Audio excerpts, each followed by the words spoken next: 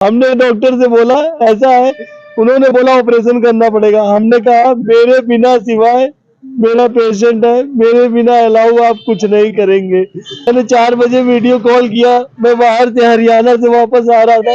4 बजे मैंने उनको फोन करके वीडियो कॉल में अपनी वाइफ को पता किया। वाइफ ने हमारी बोला कि आप आराम से आइएगा, कोई टेंशन की बात नहीं है।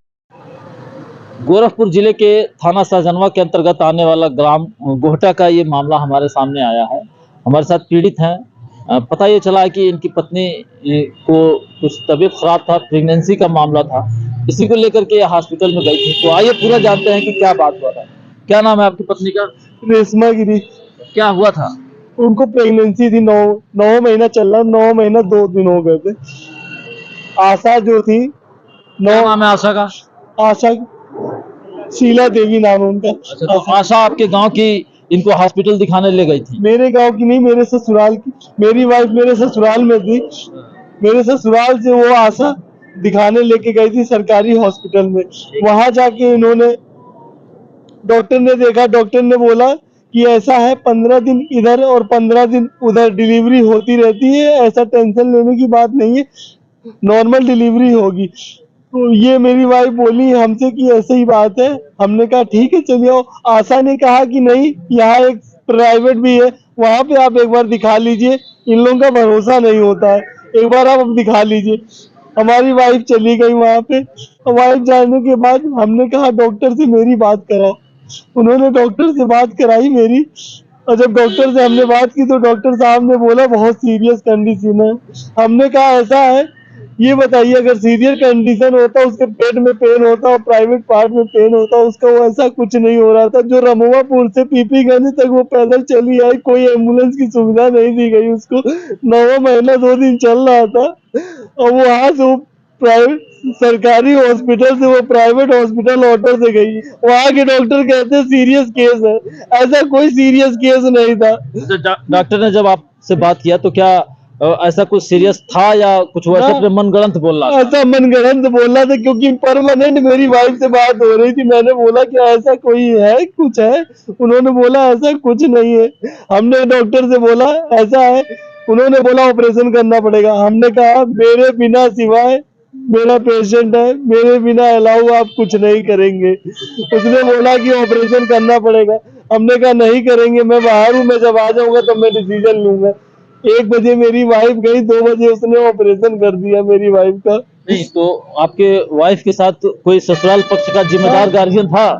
हमारा एक छोटा ये साला है, वो छोटा है, ये क्या जानेगा। ये गया था, लेट में आया। आशा वहां पे थी, आशा को आशा ने भेज मतलब दिया। पूरा देखरेख आशा के नेतृत्व में हुआ? आशा ने भेज दिया कपड़े लेने के लिए, जाइए कपड़े ले आइए। ये कपड़े लेने गया था, तब भी इन लोगों को पता नहीं था ऑपरेशन होगा। जब वहां से रिटर्न 2 बजे आते हैं लोग, तब उसको मालूम चला कि ऑपरेशन हो गया वहां पे। हमारी बिटिया हुई है, डॉक्टर साहब ने बोला बधाई हो। हमने कहा थैंक यू डॉक्टर साहब, हमें लक्ष्मी पैदा हुई है। मैंने 4 बजे वीडियो कॉल किया, मैं बाहर से हरियाणा से वापस आ रहा था। 4 बजे मैंने उनको फोन करके वीडियो कॉल में अपनी वाइफ को पता किया। वाइफ ने हमारी बोला कि आप आराम से आइएगा, कोई टेंशन की बात नहीं है। 9 बजे मैं जब वहां से निकलता हूँ कानपुर से यहाँ के लिए, तो डॉक्टर साहब मुझे फोन करते हैं, उसकी हालत बहुत सीरियस है। हमने कहा ऐसा कैसे हो सकता है, ऐसा तो कुछ नहीं हुआ था। मेरी वाइफ से बात हुई, उन्होंने बोला हालत बहुत सीरियस, अगर उसको होश नहीं आया आधे घंटे के अंदर तो मैं उसको घर रिफर कर दूंगा, उसकी जिम्मेदारी मेरी नहीं है। हमने कहा डॉक्टर साहब अब आपके ही हाथ में है, आप बचा लो। उन्होंने बोला वेंटिलेटर। हमने कहा डॉक्टर साहब वेंटिलेटर पर रख दीजिए अगर ऐसी कोई चांस है तो। उन्होंने बोला मेरे हॉस्पिटल में कोई वेंटिलेटर की सुविधा नहीं है। आधे यही बोल के उन्होंने फोन काट दिया। फिर आधे घंटे बाद फोन करके कहते हैं मेरे हॉस्पिटल में वेंटिलेटर की सुविधा है। 11:30 बजे हमें ये भी नहीं बताते हैं कि वो एम्बुलेंस से नहीं, वो अपनी प्राइवेट कार से लेके जाते हैं। हमारी वाइफ को चारों गोरखपुर में इधर से उधर घुमाते हैं, उसके इतना लंबा टाका लगा हुआ। अभी 1 बजे उनको, 2 बजे चीरा लगाया उसको, 11 बजे से उसको लेके बैठा के घूम रहे हैं, और उसकी मौत 12 बजे हो गई। डॉक्टर साहब हमको फोन करके कहते हैं हालत बहुत सीरियस है, पैसे लगेंगे। हमने कहा कि हम जितने लगेंगे मैं देने के लिए तैयार हूँ। और जब मालूम चलता है वो एक्सपायर हो गई, मैं यहाँ पे आता हूँ 5 बजे, मेरी वाइफ की बॉडी और मेरे बच्चे को अंदर रखा जाता है। किस हॉस्पिटल का ये डॉक्टर इलाज किया था? अगम्य हॉस्पिटल है। आप देख सकते हैं कि आपने कुछ दिनों पहले भी देखा था आशाओं का खेल किस तरीके से वो काम तो सरकार का करती हैं, काम तो जनता के लिए उनकी नियुक्ति हुई है कि वो गर्भावस्था से जो महिलाएं गुजर रही हैं उनकी नियमित जांच और चेकअप करने के साथ साथ उनको इलाज कराने के प्रबंध करना, लेकिन वही महिलाएं चंद रुपयों के लालच में किस तरीके से उनको सरकारी हॉस्पिटल से हटा करके प्राइवेट हॉस्पिटल में जाती है और फिर जो वहाँ शुरू होता है भय, भ्रष्टाचार और पैसे का खेल, अंततः मरीज को अपनी जान गंवा करके दे करके चुकानी पड़ती है। आप देख सकते हैं ये जो मृतका है उनके ये हस्बैंड है, होने से पहले अनाथ हो गई है, बताइए अब वो कहाँ से क्या, मैं उसकी क्या व्यवस्था करूंगा, कैसे करूंगा। डॉक्टर साहब तो मैं वहाँ 5 बजे पहुंचता हूँ, डॉक्टर साहब फरार हो जाते हैं वहां से। मुझे अगर मैं वहां पर दर्शन करता हूँ सड़क पे, वहां की पुलिस आके मुझे कहती है मैं लाठीचार्ज आपके ऊपर करूंगा, मेरा कॉलर पकड़ के सड़क के किनारे खींच के लाती है, कहती है कि अभी मैं आपके ऊपर केस डालता हूँ। मैंने कहा मुझे फांसी पे चढ़ा दो, मेरा परिवार तो चला ही गया है, अगर आपका परिवार होता उस जगह तो आप क्या करते। तो ये क्या मांग कर रहे हैं आप? मुझे अन्याय चाहिए बस, अन्याय चाहिए बस। आपने इसकी सूचना पुलिस को भी दी है थाने पे अपने? मैंने थाने में दी है, थाने वालों ने बोला कि आइए थाने पे चलिए, मैं डॉक्टर साहब को बुलाता हूँ, वहीं पे बैठ के बातचीत होगी। हमने कहा बातचीत यही हॉस्पिटल में होगी, जो भी होगी, मैं थाने में जाके वहाँ सुलहनामा नहीं करने आया हूँ।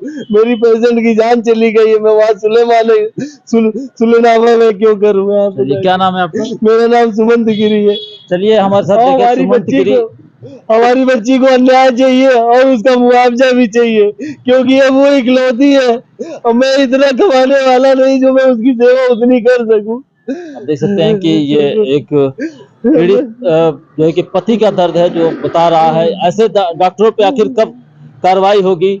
इस तरीके की लापरवाही, और ये लापरवाही का अंततः जो खामियाजा भुगतना पड़ रहा है वो मरीज को भुगतना पड़ता है। मरीज एक एक पैसा जोड़ करके सोचता है कि डॉक्टर जो कि धरती पे भगवान है और धरती पे उसके नाम से सब इलाज होता है, लेकिन किस तरीके से यह अन्याय और अत्याचार होता रहेगा, इस संदर्भ में बिल्कुल निश्चित तौर पर जो जिम्मेदार अधिकारी है, कर्मचारी है, ठोस कार्रवाई करे। धन्यवाद।